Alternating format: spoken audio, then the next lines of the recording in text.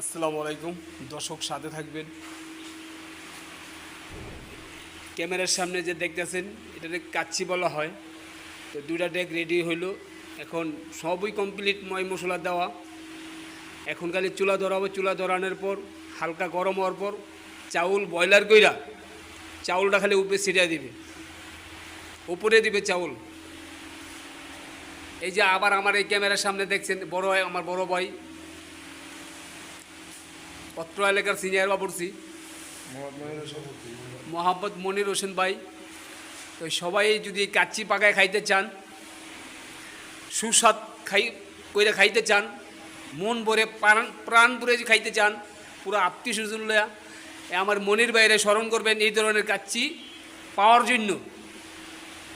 ঠিক বলছি না ভাইয়ারা? এই যে আরেক ডাডেক, ঠিক আছে?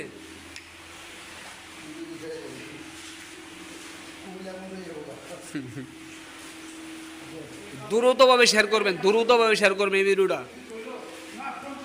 এই যে আমার এক ভাতিজা,